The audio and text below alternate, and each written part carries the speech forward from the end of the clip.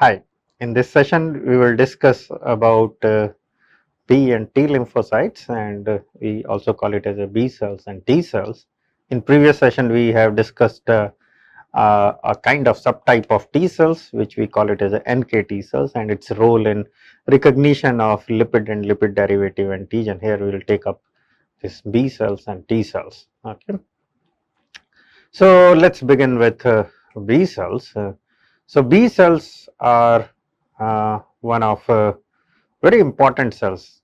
As you know, I think most of you are aware about the B cells and antibody. Okay, so all these antibodies are produced or derived from the B cells. Okay, there are different stages of B cell development, and the terminal stage, which we call it as a plasma cells, and these plasma cell basically secretes the antibody against antigen or microbial pathogen or any kind of foreign entity. Okay. So I think I have explained you this B cells are basically produced by fetal liver prenatal condition, or prenatally it is produced by the fetal liver. Okay, and subsequently after birth this is basically produced by the bone marrow cells. I have explained you during the bone marrow when we have taken the immune organ, that is bone marrow. Okay, so it is in adults, it is produced from the bone marrow. It is a key component of specific immunity, or you can call it as adaptive immunity, and they produce antigen specific antibody. And I have discussed, if you remember, when I was taking the properties or hallmarks of immunity, that there is the immune response or immunity can distinguish, or they can recognize a family of molecule which is innate receptors, and they have a very strict specificity as well. Okay, and this strict specificity is basically achieved by the antibody. Okay, antibodies are also called as immunoglobulin, and just for your note, immunoglobulin is a highly glycosylated protein. Please remember, this is a highly glycosylated protein, and this glycosylation is very much essential for their structure, for their function, and for their stability under physiological condition. Okay, so antibodies or immunoglobulin is highly glycosylated. Just remember that thing. The function of B cells was discovered in 1960 by a great scientist. His name is Max Cooper. Okay, and the B cell word is basically came after his work. So he basically demonstrated that antibody production was completely abrogated in chickens after surgical removal of, if you remember, there is a specialized organ which is present in the birds, which we call it as a bursa of Fabricius.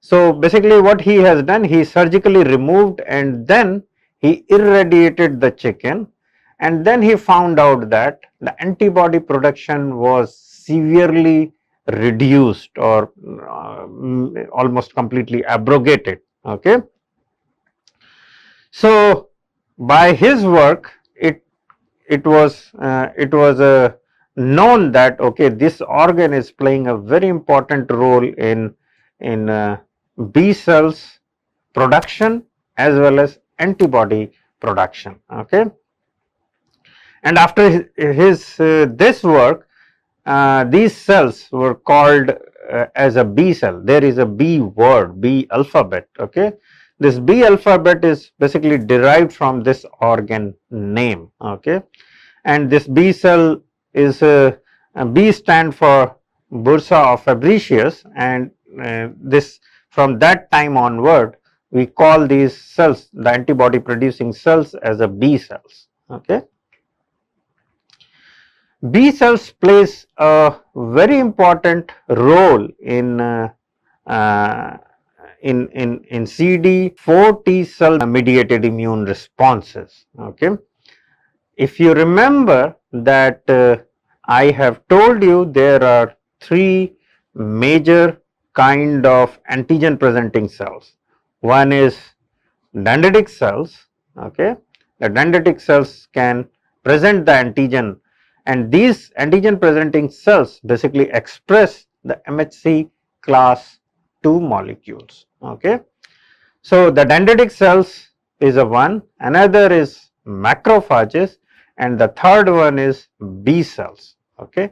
So, B cells plays a very important role in development of CD4 T cell mediated immune responses, but it is not playing any role in CD8 T cell mediated immune responses. After a short while, I will tell there are two major kind of T cells. Okay, that is CD4 positive T cells and CD8 positive T cells. Okay, and they play a variety of role. I will explain you in a short while. So, before going to more detail about the T cells, I would like to introduce a very important a notation which we commonly use in immunology, and I want to discuss the importance of giving this notation. And this notation, we call it as a cluster of differentiation, or we can also call it as a CD. Okay. Now, let us look at what is CD. So, CD is so if you take out the lymphocyte or PBMC from the blood, and if you observe under the microscope after staining, and then you can distinguish in two major kind. One is granulocyte and another is agranulocyte. And if you look at agranulocyte, there are variety of cells. Okay. So, agranulocyte contain B cells and T cells, but under microscope or morphologically or phenotypically, you cannot distinguish which cell is T cells or TH cell or TC cells, cytotoxic T cells, or B cells by looking, by simple looking, and just by looking the morphology or phenotype. Phenotypically, you cannot distinguish those cells. Okay. So, there is a need of some system by which we can distinguish, okay, this is a B cells, this is a T cells, this is a NK T cells, and this is the macrophages. Okay. Every time you cannot observe under the microscope. Okay.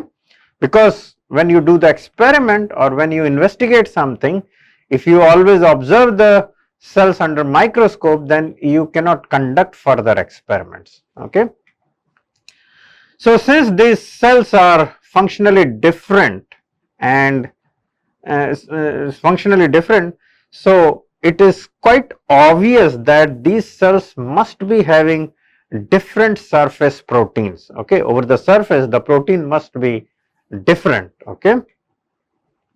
And these surface protein are could be maybe this is a some receptor for some ligand. Okay. And this ligand could be a soluble or it is present over the cell. Okay. This could be some signaling molecule. Okay. This could be some adhesion molecule. Sometime cell need to adhere with say blood vessels or something. Okay. So this surface proteins we basically are could be different, and this is different from different cell types. For example, B cells, T cells, macrophages, and so on and so forth. So Additionally, this there is a possibility that for example, there is a resting macrophages or resting T cells are there, or naive T cells are there, or naive B cells are there, and when they get activated, then their surface markers will change or surface proteins will change. Okay. So, if we track the surface protein, then we can distinguish, okay, this cell is naive, this cell is activated, or this cell moved from this stage to this stage. Okay. So, we need to find out some way to track these events in the cells. Okay.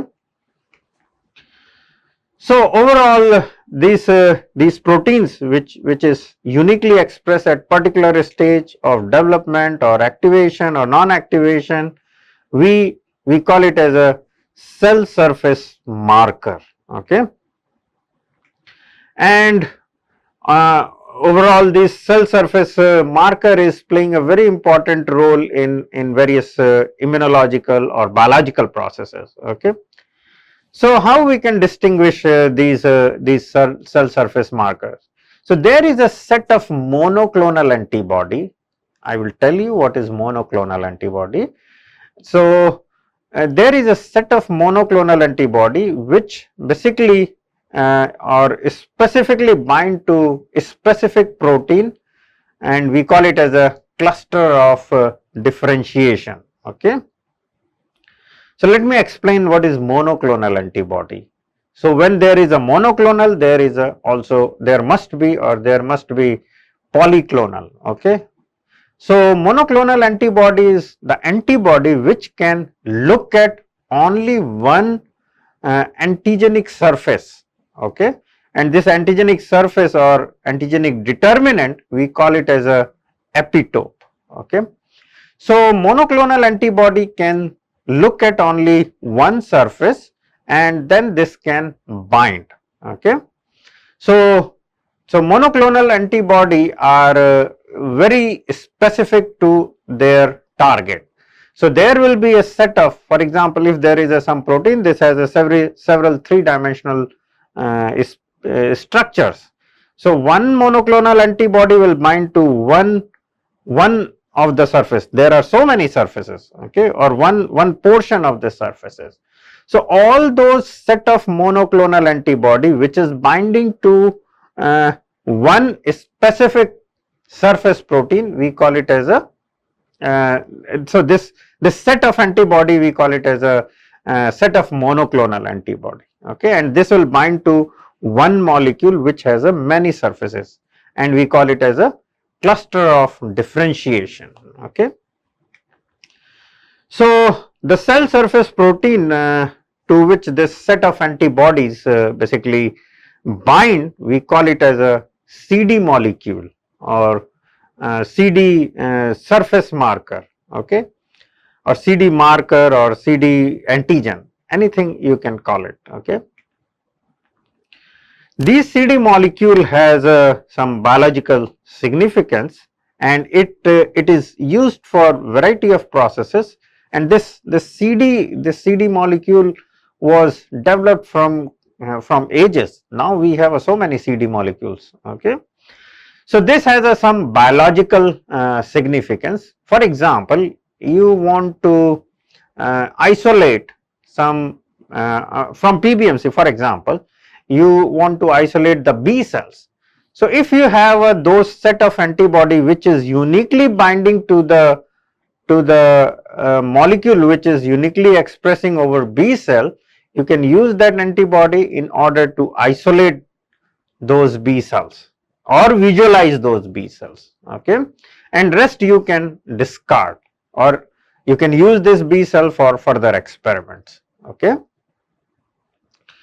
So, this has a very important role in biological system, as well as this is also playing a very important role in for example, therapeutic as well as diagnostic.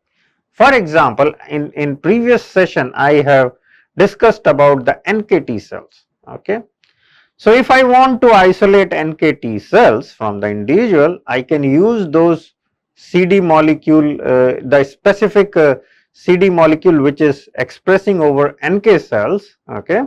I can use those set of antibody, and then I can isolate the NK cells, okay, and then I can use this NK cell for various treatment, and later on I can infuse to the patient in order to say overcome the viral infection or to overcome the cancer, okay.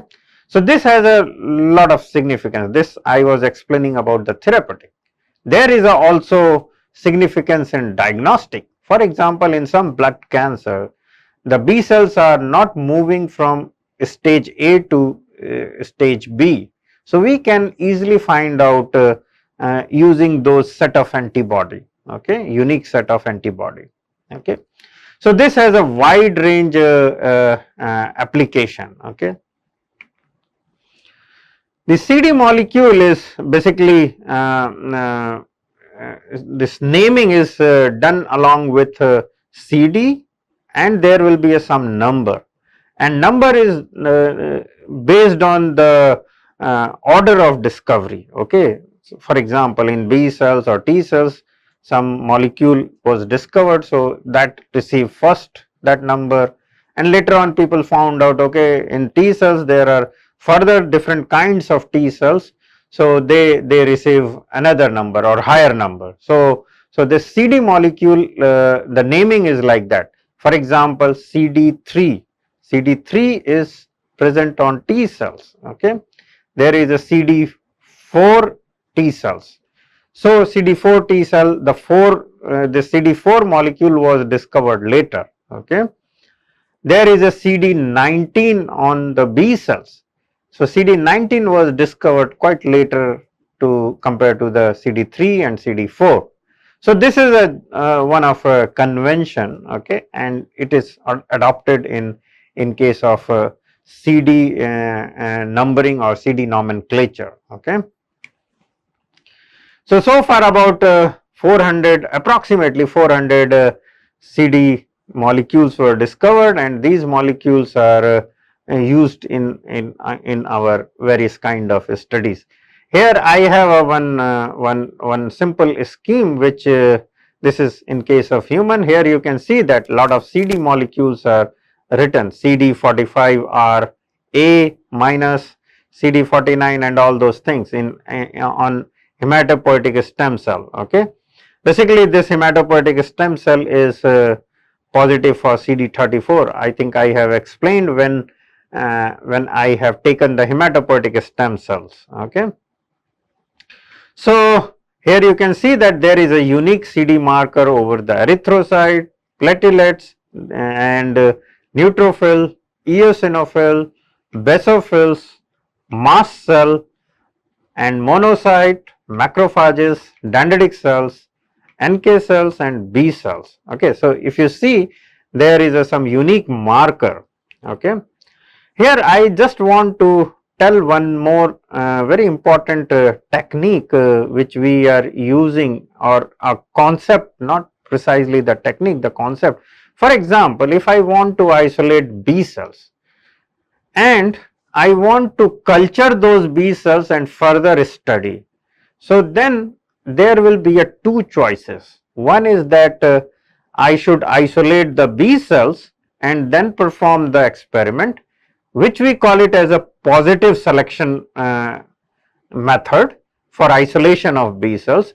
Here what I will do, I will take the antibody which is uniquely binding with the B cells, particularly CD19 molecule, and then I will pull out those cells and then I will culture and perform the experiment, right, some functional experiment. So that is not so good. The another way is that you take the blood and remove all those cells which is not needed for your experiment. We call it as a negative selection, okay. So negative selection is you remove everything except what you want, okay. In that way the B cells will be untouched, and this can be further used for any functional studies, right. Positive selection is fine over there when you are doing some basically you are disintegrating that target cell. For example, you want to measure some transcript or expression of some gene in the B cells. Over there you can use the positive selection method, because the antibody will touch those cells, and you are not further performing any experiments. Okay. So you are immediately after isolation you will break these cells and take out the transcripts and measure the amount of transcript. So over there positive selection is okay, but where you are performing the functional studies of target cell, over there it is strongly recommended that you should perform the negative selection method in order to isolate the target cells. Okay. So here I gave you the concept of CD, and here there is a T cells. I intensely put this T cells towards end because I will talk about the T cells now.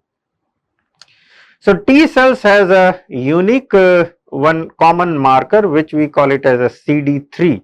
So they are CD3 positive, and then this CD3 positive cells are differentiated into two main lineage. One is T helper cells and another is cytotoxic T cells. Okay.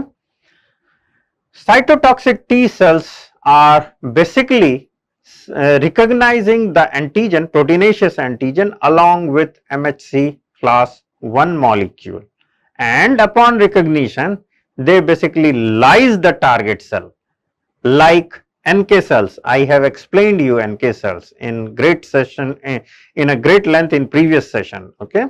So CD8 T cells has a cytotoxic property. They play a very important role during virus infection as well as during the development or during elimination of this transformed cells. Okay.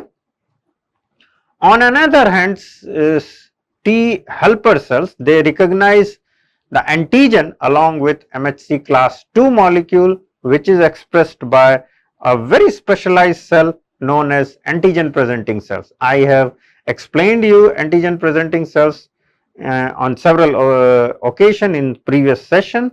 Okay.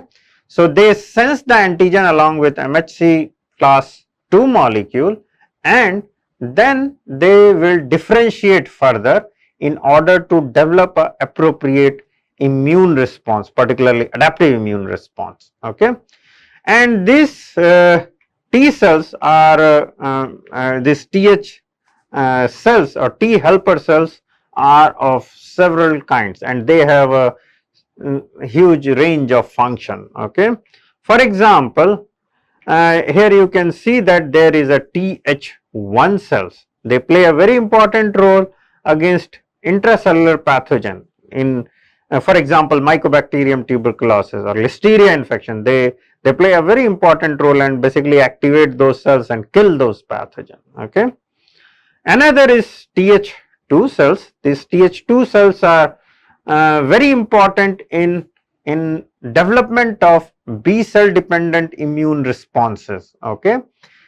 And here you can see there are some unique cytokine produced by these differentiated TH cells. Okay. For example, in case of TH1 it is a interferon gamma IL-12. Okay.